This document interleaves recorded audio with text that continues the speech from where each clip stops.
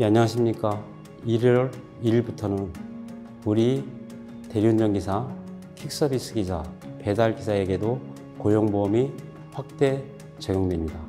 처음으로 사회안전망에 들어가게 되면서 현장에서는 많은 기대, 우려, 그리고 걱정들이 있는 걸로 알고 있습니다. 고용보험 적용을 앞두고 여러분들과 함께 고용보험이 과연 어떻게 적용되는지에 대해서 알아보도록 하겠습니다. 일단 고용보험 적용 대상은 대리운전, 배달, 퀵 모든 기사들이면은 고용보험을 적용받을 수 있도록 되어 있습니다. 만 65세가 넘은 경우에는 고용보험을 적용하지 않습니다. 한 번 적용되어지면은 65세가 넘더라도 계속 고용보험은 적용된다. 이렇게 아시면 될 것 같습니다. 다음은 소득으로 보수액을 기준으로 합니다. 현행 고용보험법에는 대리운전, 배달, 퀵서비스 노동자를 두 가지로 구분하는데 소속된 업체와 계약기간이 1개월 이상이면서 그 업체의 일을 할 경우는 일반 노무제공자, 명시적으로 계약기간이 1개월 미만이거나 다른 업체의 일을 할 경우는 단기 노무제공자로 분류됩니다. 즉, 플랫폼 노동자는 수행하는 콜에 따라서 두 가지 지위를 가지게 되는데 대리운전기사의 경우 자사콜을 타면 일반 노무제공자, 공유콜을 타면 단기 노무제공자가 되는 것입니다. 소득기준은 일반 노무제공자로서만 적용되는데 보수액 기준으로 월 80만원 이상이면 고용보험이 당연 적용되지만 80만원에 못 미치면 적용되지 않습니다.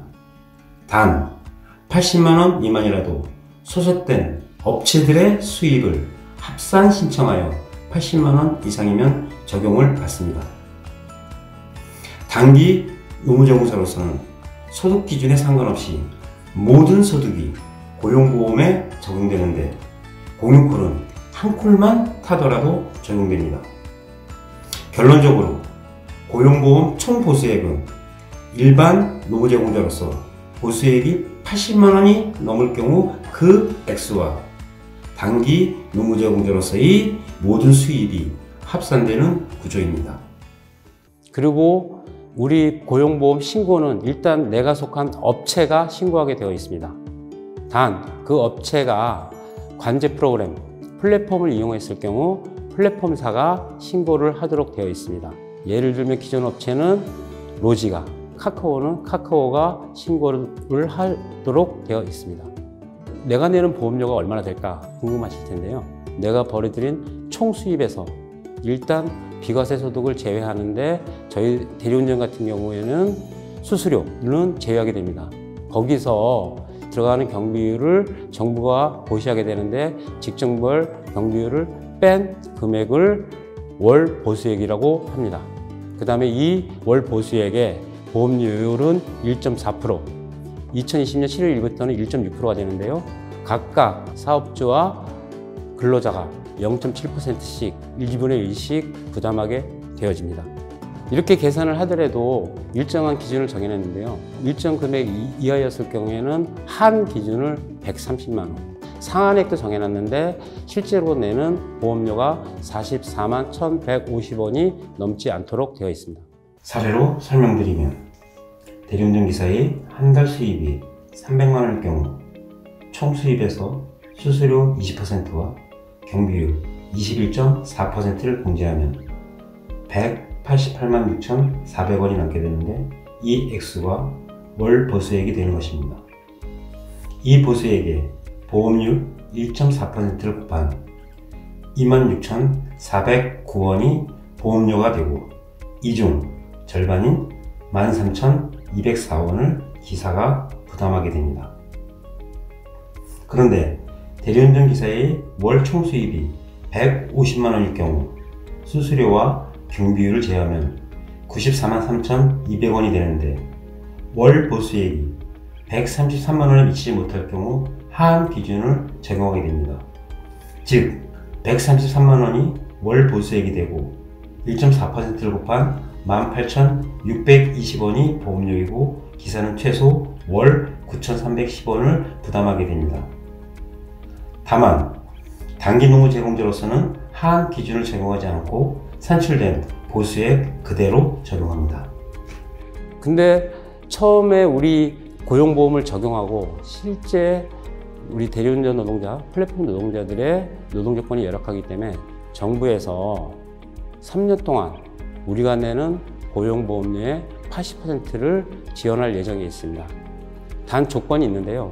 내가 속한 업체가 고용하고 있는 상시 근로자가 10인 미만일 것. 그 다음에 우리가 전년도 재산신고액이 6억 미만, 종합소득 신고액이 3,800만 원 미만일 경우에는 정부가 3년 동안 지원하도록 되어 있습니다. 단, 고용보험료 지원을 받기 위해서는 업체뿐만 아니라 우리 기사들 스스로도 신고를 해야 된다. 이 점은 염두에 두셔야 될 것 같습니다. 얼마나 받을 수 있을지 궁금하실 텐데요.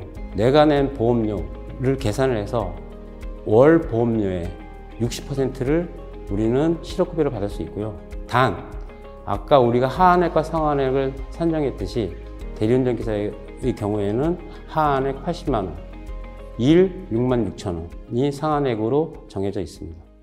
그 다음에 얼마만큼 받을 수 있느냐? 이거는 내가 가입한 고용보험 기간과 나이에 따라서 다른데요. 50세 미만일 경우에는 1년 미만일 경우에는 120일, 1년 이상 3년 미만일 경우에는 150일 해서 가입 보험 기간에 따라 다르게 제공하게 되어 있습니다. 지금 우리 고용보험 적용 과정에서 지금 국세청에서 별도로 대리운전 기사들, 플랫폼 노동자들의 소득 자료를 지금 취합하고 있습니다. 그 취합하는 것도 아까 고용보험에서 설명드린 것과 마찬가지로 내가 속한 업체, 플랫폼사를 통해서 정보를 신고하도록 되어 있습니다. 또 한편은 업체들이 신고를 했을 경우 그게 실질적으로 내가 일한 소득 내역과 다를 경우에는 즉시 확인을 해서 본인이 소득 내역을 정정할 수 있는 시스템도 같이 시행된다고 알고 계시면 될 것 같습니다. 지금까지는 법인콜과 같이 대리운전비를 고객이 아닌 발주업체에서 받는 경우 3.3%의 원천 징수를 하여받는데요. 앞으로는 현금콜과 같이 개인 고객에게 대리운전비를 받는 경우에도 과세 자료가 제출되어 모든 소득이 신고 대상이 되었습니다. 단, 이 경우에는 과세 자료를 제출할 뿐 원천 징수의 의무가 있는 것은 아닙니다. 이렇게 고용보험 처음 적용되면서 현장에 많은 기대, 고민, 우려가 있는 걸로 알고 있습니다. 한 번에 배부를 수는 없겠지만 앞으로 우리에게 남은 과제에 대해서 설명드리도록 하겠습니다. 첫 번째는 처음 시작되는 고용보험 실효성 있게 만들어야 됩니다. 모든 콜이 합산될 수 있도록 기사들이 별도 신고 없이도 고용보험 적용 대상이 될 수 있도록 하여야 됩니다. 정부 지원이 규모와 상관없이 예외 없이 고용보험이 지원될 수 있도록 해야 됩니다. 두 번째는 있어서는 안 되는 일인데 고용보험 시행을 핑계로 해서 업체들이 관리비 등의 명목으로 수수료를 인상할 가능성이 있습니다. 이렇게 기사들에게 부담을 전가하는 행위는 근절시켜야 됩니다. 고용보험 적용으로 인해서 생기는 일부 불이익도 최소화해야 될 필요가 있습니다. 최소한 고용보험 적용으로 생계가 막히지는 않아야 되지 않겠습니까? 신용불량으로 어려움을 겪고 있는 우리 기사분들이 고용보험으로 아예 생계가 끊기는 일이 없도록 해야 될 것입니다. 고용보험을 받자고 집에서 쫓겨나는 일도 없어야 될 것입니다. 임대주택 등 주거복지를 받고 있는 분들이 고용보험으로 인해서 피해를 받는 일은 없도록 해야 될 것입니다.